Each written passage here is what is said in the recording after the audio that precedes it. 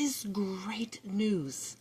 Great news. This is a case I've been praying about for years. I think I've covered this, the Richard Glossip case in my state of Oklahoma, who has been on death row for many years and had his last meal not once, not twice, but 3 times. The United States Supreme Court has ruled he must have a new trial.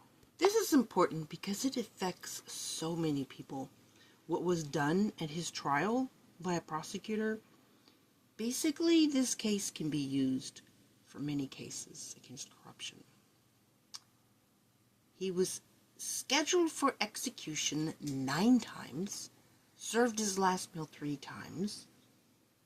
The 5-3 decision makes an extraordinary turn in a case that has seen decades of failed appeals, including a prior unsuccessful bid before the Supreme Court in which Glossip challenged the constitutionality of lethal injection as cruel and unusual punishment.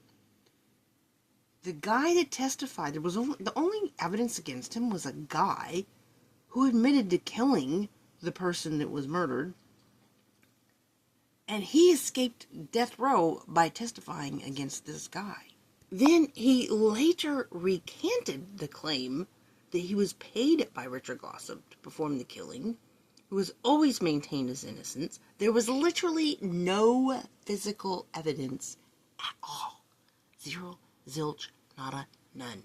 Just this guy named Sneed, who received a life sentence in exchange, diagnosed with bipolar disorder, taking psychiatric medication, but denied that during the trial, which the prosecutor knew was a lie, and did not correct that.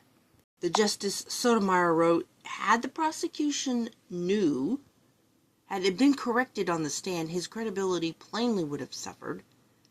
That correction would have been revealed to the jury, not that he was just untrustworthy, but that he was willing to lie to them under the oath. I am so thankful. So thankful. This man, given his last meal 3 times, what a long journey. I do believe that he is going to be freed.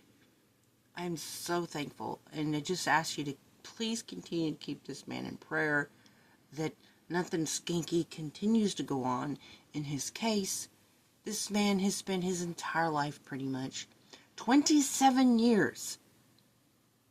27 years because some guy lied to prevent being put to death.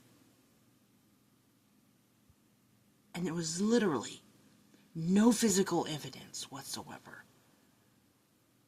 You know, the Bible says on a witness of 2 or more witnesses. This has been such a horrible case. It just proves that they can just murder and take anybody's lives on no evidence whatsoever. Because some person who admits to killing the guy can just lie. And prosecutors will suborn perjury. The prosecutor suborned perjury and did not correct the guy lying on the stand that he knew was lying. I think, honestly, the prosecutor should be prosecuted. The court stretches the law at every turn to rule in his favor. It finds a due process violation based on patently immaterial testimony about a witness's medical condition, and for the remedy, it orders a new trial in violation of black-letter law in this court's power to review state court judgments. And I pray that this court case shall be used for many people who the prosecutors have done the same type of thing. That's it for this one. Please keep this man's freedom in prayer and thankfulness that our United States Supreme Court did the right thing in this matter.